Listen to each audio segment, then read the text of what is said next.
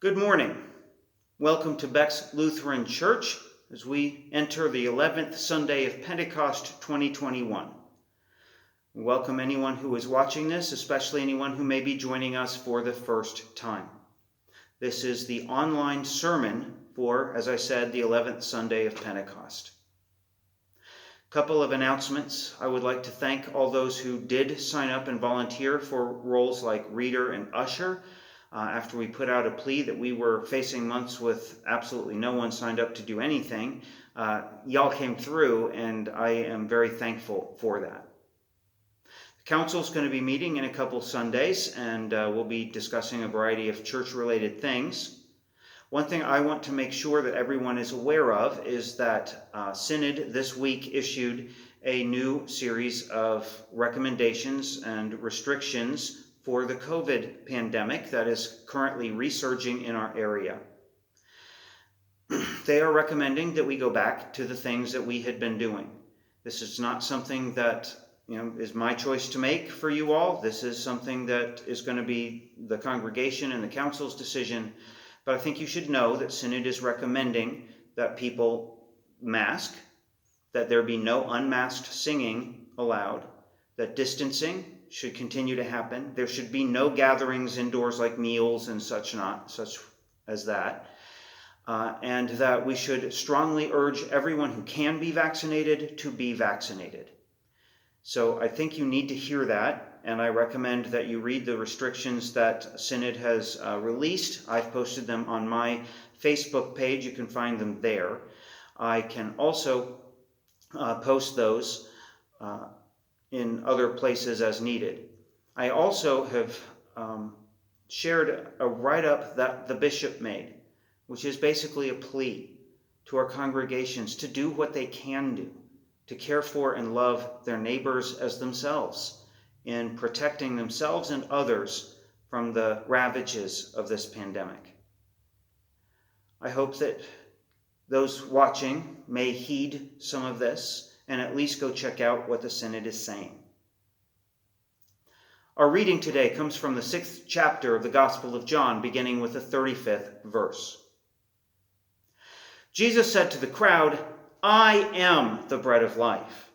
Whoever comes to me will never be hungry, and whoever believes in me will never be thirsty." Then the Jews began to complain about him because he said, "I'm the bread that came down from heaven." And they were saying, "Is not this Jesus, the son of Joseph, whose father and mother we know? How can he now say, 'I've come down from heaven'?" Jesus answered them, "Don't complain among yourselves. No one can come to me unless drawn by the Father who sent me, and I will raise that person up on the last day. It's written in the prophets, and they shall all be taught by God. Everyone who has learned and heard from the Father comes to me. Not that anyone has seen the Father except the one who is from God. He has seen the Father. Very truly I tell you, whoever believes has eternal life. I am the bread of life. Your ancestors ate the manna in the wilderness, and they died. This is the bread that comes down from heaven, so that one may eat of it and not die. I am the living bread that came down from heaven.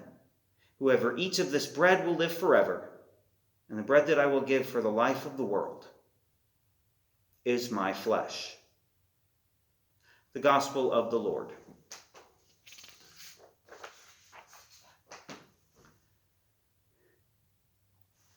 Amy was always cheerful and hopeful and optimistic.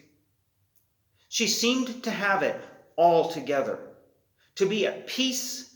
She had a great smile, a great attitude, and even when things weren't all flowing swimmingly for her, Amy still showed a sense of peace and tranquility. A lot of people saw her that way. A lot of people saw her as spiritually advanced, some kind of saint and ideal.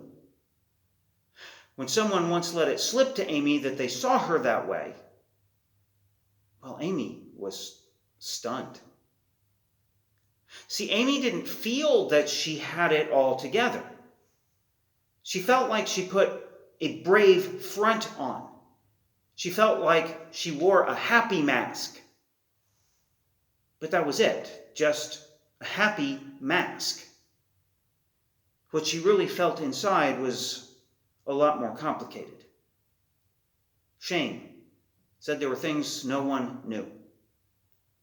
Confused, never knowing where she should go, what she should do, what her plans should be, what her future should hold. In emotional pain, hurting all the time, but keeping it carefully hidden. And yet people presumed that they knew her. And we probably all have some stories like that. We probably have all felt at least a little bit like Amy at times. People presume they know more about us than they really do, or they try to make us into their preconceived notions of what we should be. How many of you have felt this kind of pressure? Maybe it was parents' expectations or misunderstandings limiting who you are and who you can be. Or maybe it was children's expectations of you. Or maybe even a spouse's. Societal expectations sometimes tell us who we're supposed to be, what we're supposed to feel. Sometimes people think they know who we are, but they don't. People see us from a distance. What they see is partially what we choose to show them. I'm not saying that we are without blame in these kinds of scenarios, but it's also partly what they project on us. It's what they want to see. And sometimes we secretly wonder if they'd like us or want to be around us if they knew who we really were, under all the masks that we wear, behind the secret shames. It's a problem not limited to ourselves and the people around us. It's a problem in our seeing and reacting to Jesus, too. Today we heard a version of the rejection in Jesus' hometown from the Gospel of John. Now, this version of the story in John doesn't take place in his hometown, but it's based on the stories from the other Gospels where it does take place in Nazareth. It's all the same idea. It's the same characters. It's the people reacting. The only place people know Jesus' parents is Nazareth. It's not people scattered around the countryside. They're not well-known personages in the world or in Jerusalem or any of those places. But now in this story, Jesus has just said that he is the true bread from heaven, and the people react like he's just nuts. How can you say you came down from heaven? We know your dad. We know your mom. Maybe they told you that the stork brought you. Well, we know better. You're not from heaven. How can you claim that you are? See, they think they know him. They've known him all his life. So they must know the real Jesus, right? They must know. They know where he came from. They know what he's about. They know what he thinks. They know what he feels, right? But they know nothing.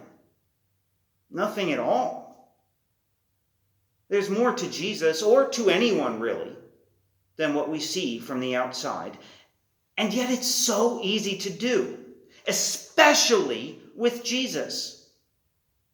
We always like to assume that Jesus must support whatever we support, that Jesus must love what we love, that Jesus must hate what we hate.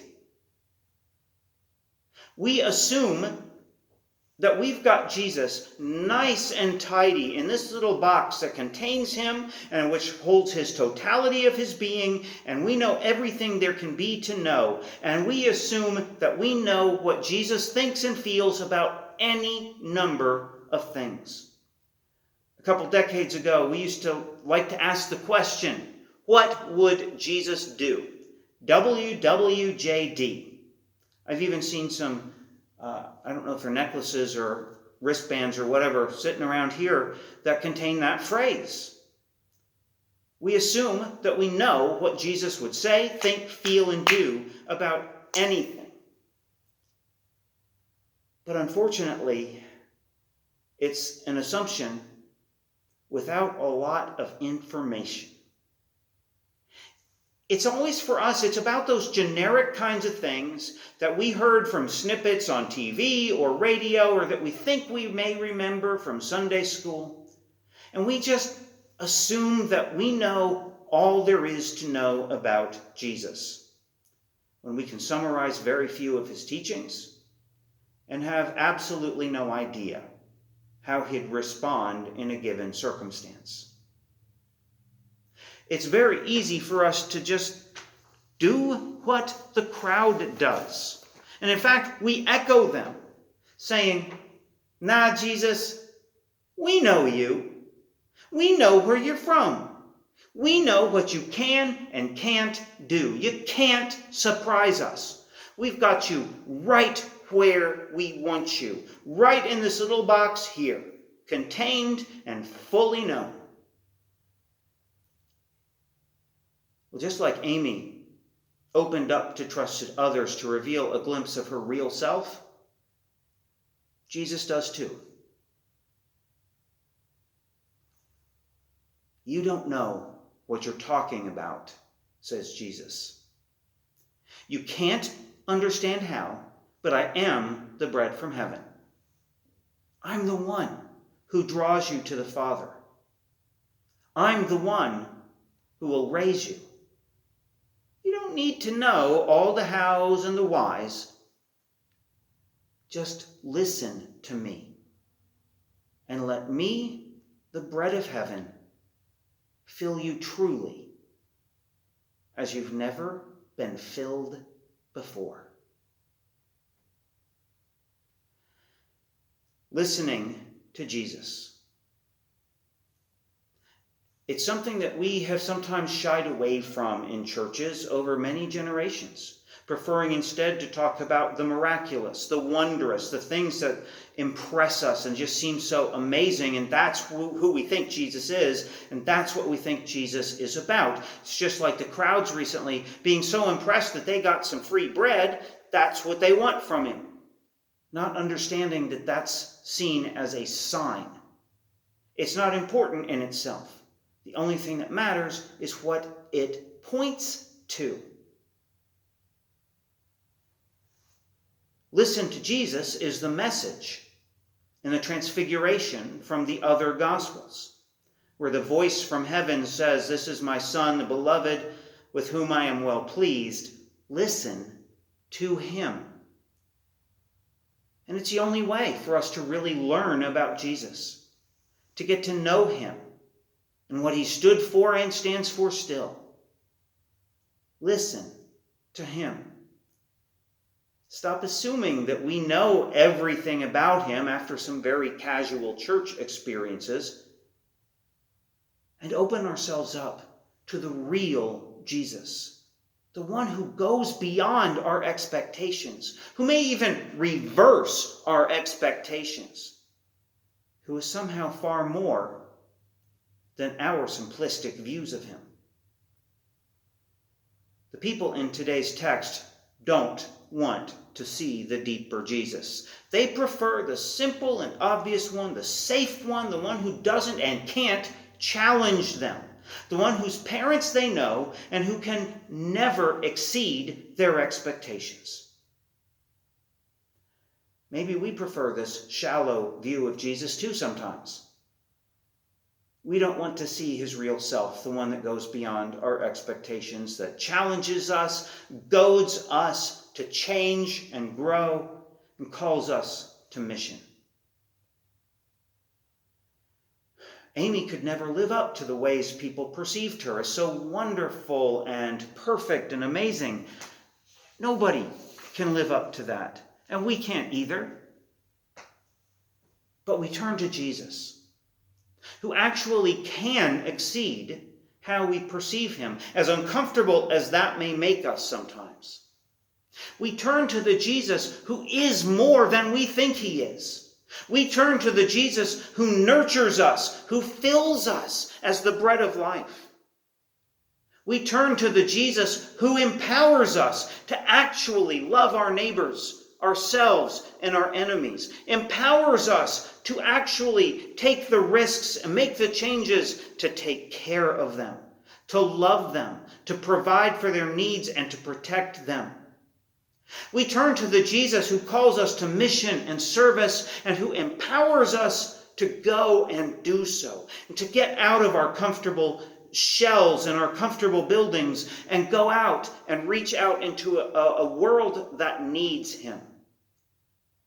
We turn to the Jesus who meets us as we really are, as flawed and imperfect as we are in whatever ways we feel about ourselves, whatever secret shames, whatever failings, and assures us that he loves us anyway, unconditionally.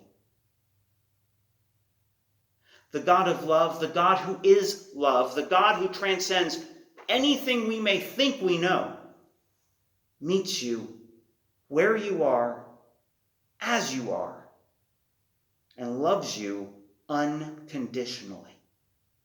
God forgives us when we claim to know all there is to know about God, Jesus, and even ourselves, and shows us how much more Jesus is than we imagine, inviting us always, every day, to keep listening to him. And then we experience the welcome as he welcomes us into the kingdom of the God who is love. Amen.